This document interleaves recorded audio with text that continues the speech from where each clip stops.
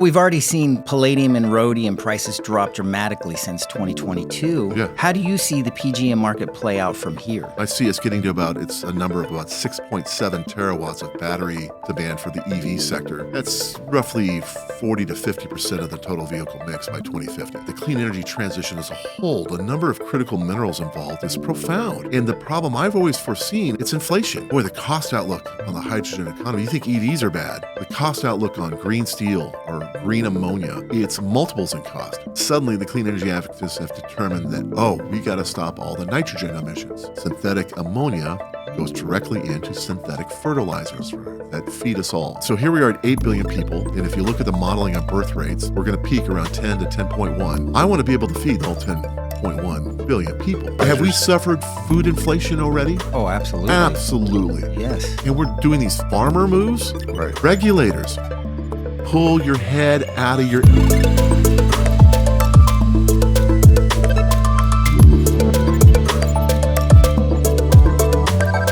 Well, welcome to the 48th annual IPMI conference here in Orlando, Florida. Today's special guest is Matt Watson.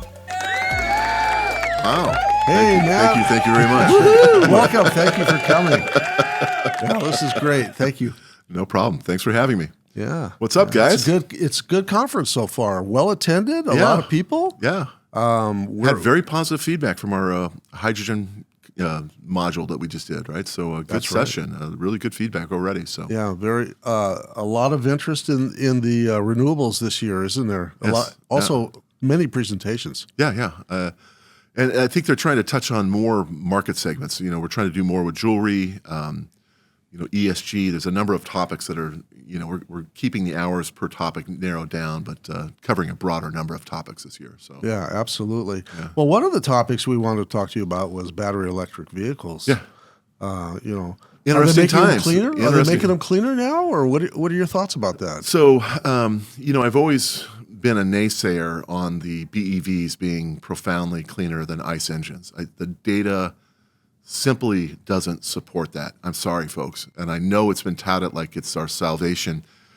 In particular, it's varieties of batteries that have the nickel and the cobalt. And so basically you're talking North America and Europe. The variety that we've chosen to make outside of China have nickel and cobalt. Nickel and cobalt are very dirty by their nature and their extraction and processing. I run a Kitco weekly program now. That's right. I've had some of the world's best ESG people on the program, people that do what they are called LCAs, that basically tabulate the total emissions through that extraction and processing. And they coach me up, on these Indonesian nickels. Of course, there's greenwashing going on the numbers. They dumb it down. And my buddy's coaching me up on, no, these are significantly higher. So that makes a big difference in the results. Now, China, on the other hand, is making what's known as an LFP or an LMFP type of, where it's just lithium. They don't have the cobalt, don't have the nickel. And as a result of that, they're dominated with LFPs. Those are indeed cleaner than an ICE engine. So it really it depends on the battery composition. But I think right out of the gate, though, no, these things are not substantially cleaner. These LCAs and the accounting, if you will, for emissions does not include the charging infrastructure.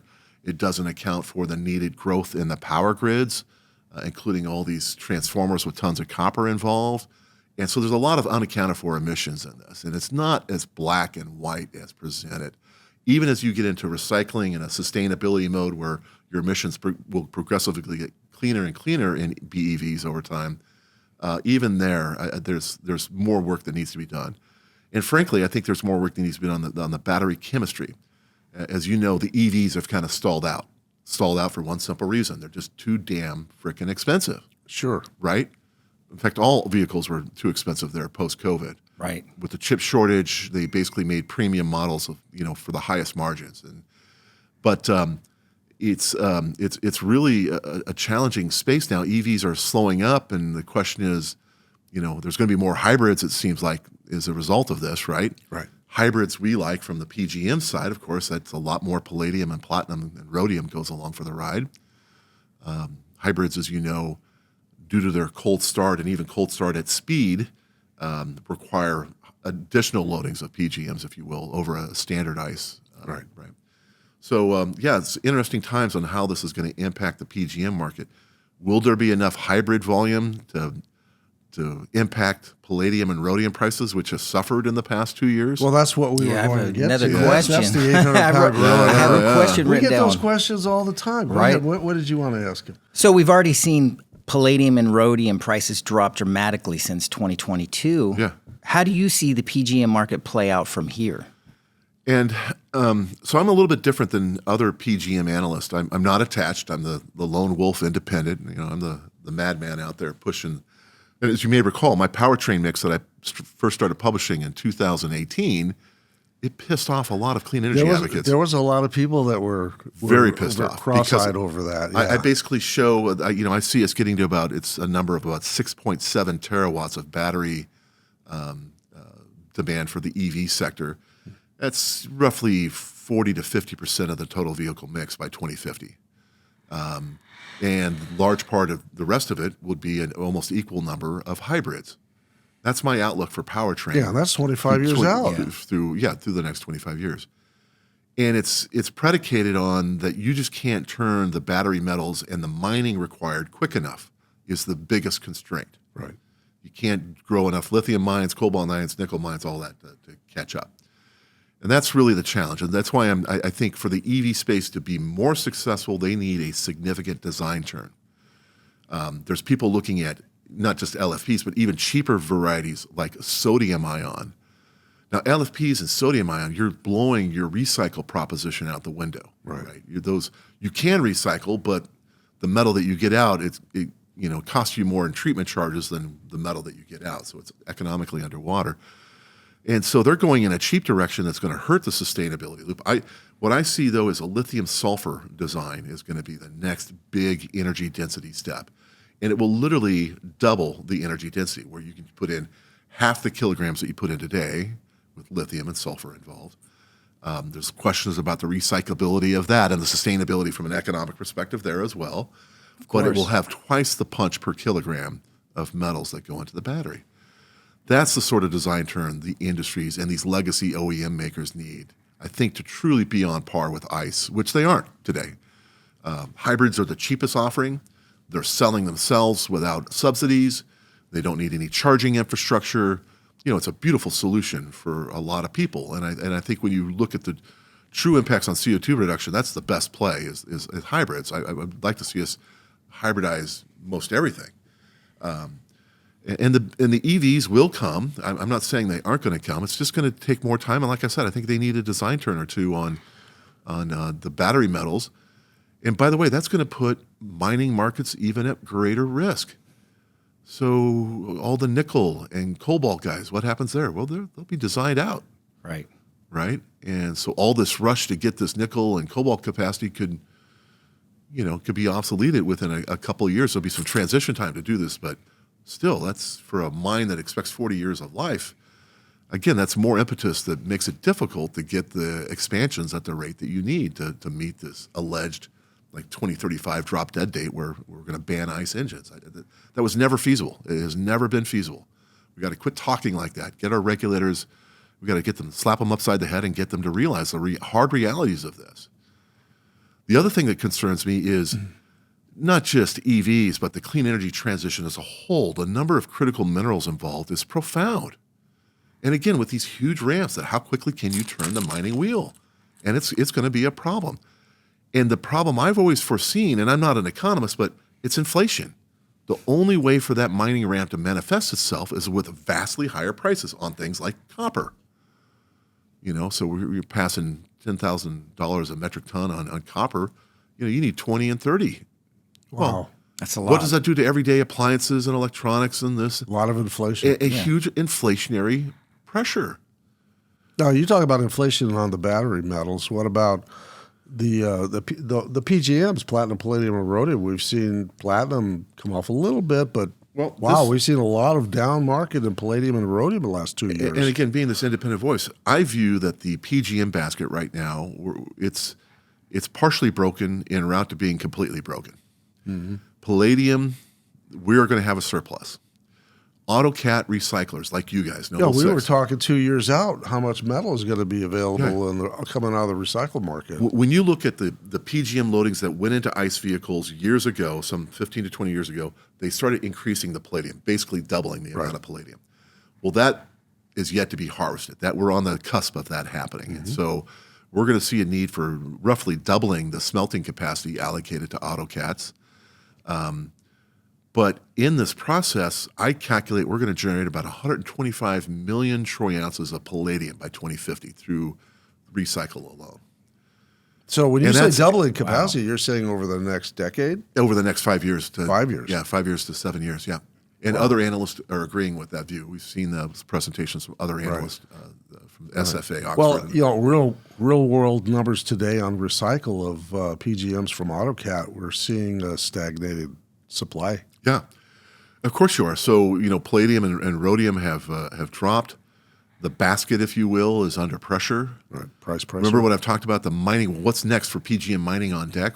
It's a bunch of palladium-centric mines. Well, we're going to have all this excess already, and now you're going to add more new to PGM mining that's palladium, 2-to-1 palladium. So we're going to go back to $200 an ounce palladium like we saw in 2000? Yeah, that's a good question. How low can the price go? Right. But I do see it going to whatever that low can be, 400, whatever, somewhere in that range. I don't disagree with that outlook. I think that's and reasonable. Palladium is a wonderful metal, a wonderful catalytic metal that has lots of roles it can play. I think fundamental to the PGM industry is not so much what are we going to do about the hydrogen economy. I think we need to be more immediately focused on what's next for palladium and what the Russians deemed, they dubbed it the Palladium Challenge. What's next?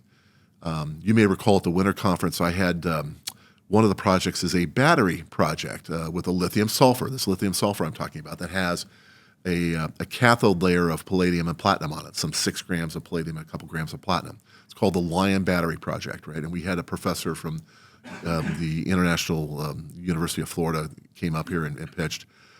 So that is a good number, 6 grams per vehicle. That's pretty close to AutoCATs, right? That would take up the slack very well.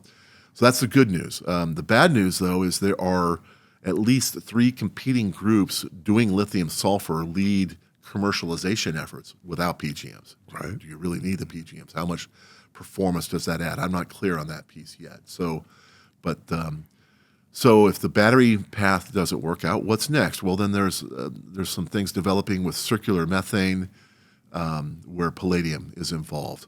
How much weight would it be enough? But you're looking for big honking chunks of demand. That's right. That you've got to large consumption. We'll advocate for its use broader in electronics, and as the price drops, things will start hopefully turning up where they could go back to things they've done in the past when palladium was $200 previously, right? That they used it extensively in electronics. So there's a hope there that we could pick up a couple million troy ounces of demand per year there. But that's the challenge, and that's where I think our industry and our IPM focus needs to be set, is going after that. The hydrogen economy stuff I fear for, and I'll be honest, and I'm a big ruthenium and iridium fan, but boy, the cost outlook on the hydrogen economy, you think EVs are bad. The cost outlook on green steel or green ammonia, it's multiples in cost. And why is that? Well, hydrogen right now in California, example, is $33 per kilogram. That's against expensive California gas. That's about 3 times the price of natural gas, let's say. But to get the same BTUs, you have to burn 3 times as much versus natural gas just to get the same heating element. And they want to use this as a replacement, as an energy feedstock for green steel. What does that do to the cost of your green steel? Well, suddenly now it's 2x or 3x the cost of the steel. Mm-hmm. Is that viable? And I know clean energy advocates want to say, we got to do it. But who's going to pay for that? And clean energy advocates, this is for you. What the hell are we doing? We're willing to use rare earth elements in all of these products. In EVs, we put a ton of rare earths in big windmills. And rare earth extraction and processing, the way the Chinese are doing it, is appalling. You call yourself an environmentalist? Wake up. No. It generates 2,000 tons of toxic material for every 1 ton of rare earths processed. And they do acid mine tailings. They just dump it in a 6-mile unlined, 6-mile diameter lake out back. Yeah, next to a population. serious problem. Just serious problems. Are we willing as the West to do our own rare earth mining? And let's say it's 20 or 30% more expensive than China. Will people even pay that? If we're not even willing to do that, why the hell are we going to be willing to pay 3x for steel, for green steel? We won't. So clean energy advocates, please pull your head out of your ass. Let's look at this more sanely. I worry about the PGM uses in some of these electrolyzers. It's just an expensive process. It's an energy-intensive process to generate this hydrogen, the green hydrogen. Well, and that requires iridium, ruthenium. I'm more and more becoming an advocate. You know, Johnson Matthey and BASF both have a blue hydrogen solution. So you take today's steam reformation process, fossil fuels. There's a steam reformation process that generates the hydrogen that we generate today. Why not just do carbon capture on that? Well, it's not perfect. It's not 100% capture. No, it's not. It's 90+%.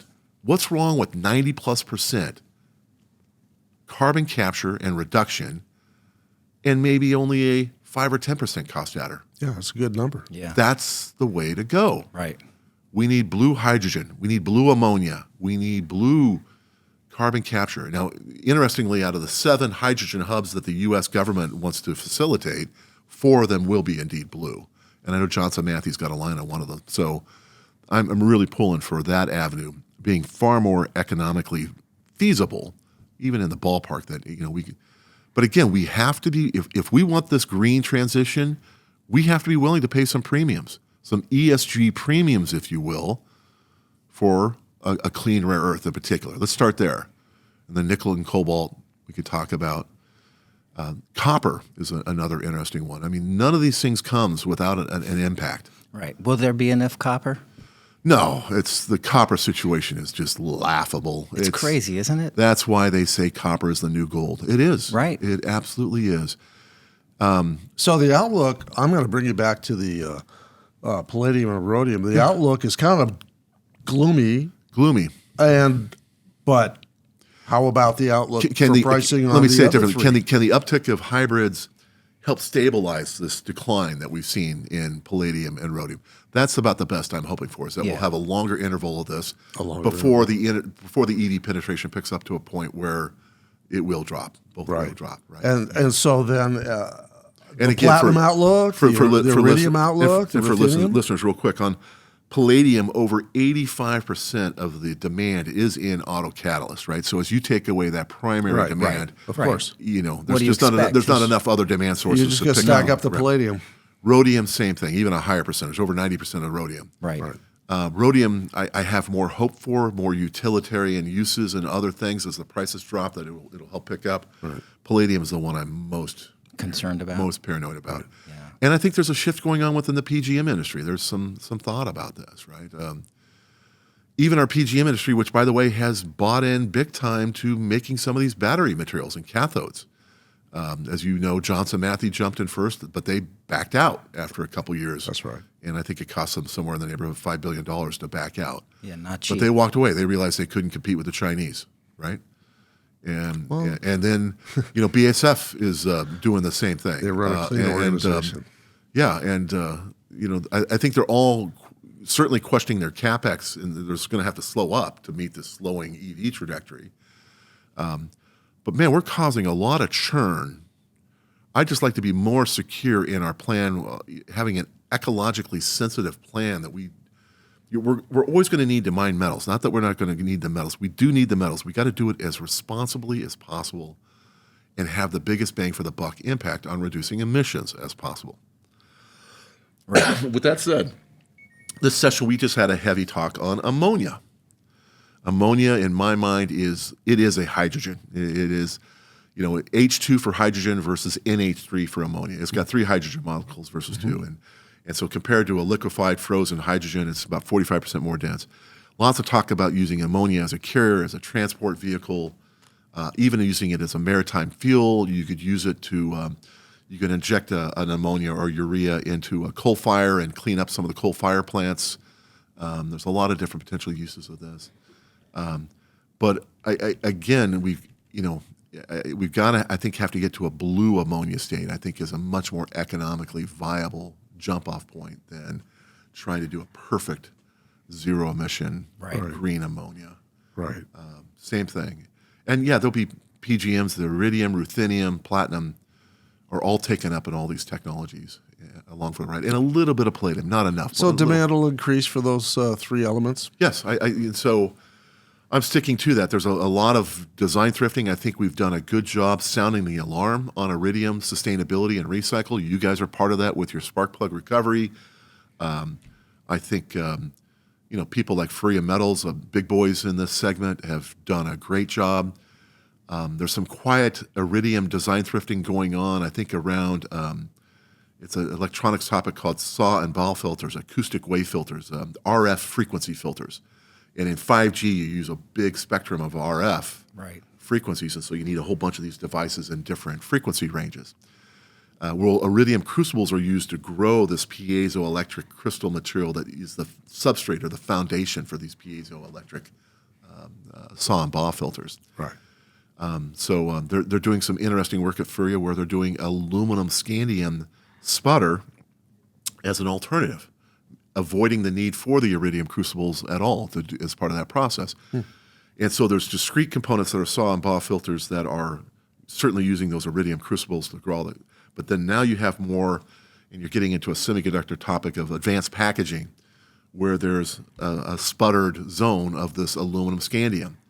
And I think Furia's talked about they're not putting in just a couple percent. They're putting in 20, 30, 40% scandium, which is a very trick rare earth metal, but it creates a very rigid and acoustic vibrating type of a surface. Very interesting. And so they're not just using discrete components. They're going to start using packages of electronics that have the RF filters built into them, if you will. That's interesting. And so people like Corvo and others are doing that. And so that's a very really creative, very interesting. Yeah. I learned a lot today. That's really creative way to do a little design thrifting on iridium.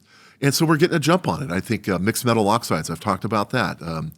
Everything about the chlor-alkali industry or copper electrowinning or nickel or cobalt electrowinning or even printed circuit board electroplating, it's typically copper. There's ruthenium and iridium oxides that are coated on the anodes of all those systems. right. And I think I've done a good job alerting the facility. And as you know, there's 3 or 4 scrappers that are chasing weight around the globe now more effectively. Right. Again, getting ahead of the curve. People are asking me why the iridium price isn't climbing. In fact, it's come down a little bit. I think we're got a preemptive jump on a lot of this stuff, and I think the wave is coming. Don't worry, it's the future demand's coming. Oh yeah. But I think we've done a good job of trying to increase the sustainability of this whole process early, which the iridium numbers won't come together unless we do that. So we had to do it eventually anyway. We had to do it anyway. Right. That's a good point. Yeah. Yeah. Does that make sense? That makes Absolutely. total sense. I think your outlook on palladium and rhodium is spot on. I'd like to see where we go here in the next few years with the iridium ruthenium outlook. Platinum, I'm sure there's going to be some uptake as well. But again, the hole in the basket is palladium long term. Right. The Russians, who were responsible for 40% of the palladium supply, they knew this the first, and they were alarming the first, right? We got the palladium challenge. What do we do next? That's where I think our focus needs to really get to. Some of this hydrogen economy stuff is going to play itself out already with all the trials that are going on. Right. Some of it's not cost effective, and we can't just generate a subsidy state and think we're not taxing ourselves. No, that's right. And for those of you interested in the ammonia topic too, I want to bring up another strange dilemma going on. Clean energy advocates are at war with themselves. I find this one hysterical. So we want ammonia. We could clean up. So marine, heavy shipping, they use the worst and dirtiest forms of crude oil, this bottom of the barrel type stuff, huge emissions. We know we need to clean up maritime. And ammonia seems to be the best play to do that, right? But they need to grow the market some 6x or 9x in scale if you were to transition all the big ships over to ammonia. So that's a big ammonia market transition. Only 9x. To do that. Meanwhile, back at the ranch, clean energy advocates are screaming about this synthetic ammonia. It's created with a process back in the early 1900s. A process called the Haber-Bosch process was created. They used ruthenium catalyst to help lower the energy requirements of this synthetic ammonia fabrication process. Right. At the time they created this, they called it humanity's biggest invention because synthetic ammonia goes directly into synthetic fertilizers. That's right. That feed us all. Right. These synthetic fertilizers ramped in the big way in the 30s, doubled crop yields on just about everything. And so we went from 2.5 billion people. So here we are at 8 billion people. And suddenly the clean energy activists have determined that, we got to stop all the nitrogen emissions that are occurring with these nitrogen-rich fertilizers that are doubling our food supply. And I encourage all of you guys, just go into YouTube and search on farmer protests. And you will see a litany of countries. All the former farmers are protesting. It started in Sri Lanka, where they made stupid move number 1, followed by the Netherlands, and now all of Europe is on fire. Italy, Germany, every country in Europe is complaining. Yep. You've heard about Canada and what they're doing to the farmers. And there's this we don't give a shit attitude. We're going to Very interesting to follow. Now, why are we beating down nitrogen? 78% of the atmosphere is nitrogen. Right. I'm sorry, I'm a little confused here. I just don't get it. And so here we are at 8 billion people, and if you look at the modeling on birth rates, we're going to peak around 10 to 10.1 in the 2080 timeframe. I want to be able to feed all 10.1 billion people, don't you? You won't be able to if you get rid of fertilizers. Have we suffered food inflation already? Oh, absolutely. Absolutely. Yes. And we're doing these farmer moves? Right. Regulators, pull your head out of your ass. This is not a good move. People are not on board with impacting our food supply. This needs to stop. By the way, we need to clean up ammonia. I'm worried about the ammonia fabrication process. Again, very energy-intensive process. And since we make so much of it, some 200 million tons a year, it requires a lot of energy to do it, and therefore emissions. We can clean it up, again, with a carbon capture process, I think is the best play. That's absolutely the path we need to go. And so all these discussions will impact PGMs. It'll impact the cost of our food. It'll impact inflation. The clean energy transition plays as designed by, it's going to take higher metal prices. It's going to take inflation for us to pull this thing off. Well, Matt Watson, you certainly got us thinking on a bunch of topics here. And I think that you threw a flamethrower into the mix. That's what I do. That's right. That's what do. Matt Watson does. Well, thank you for your time. No, my pleasure, guys. I hope I didn't bore you to death. We appreciate you. You always are a Thanks for plethora coming of on knowledge. My pleasure. Thanks, guys. Thank you.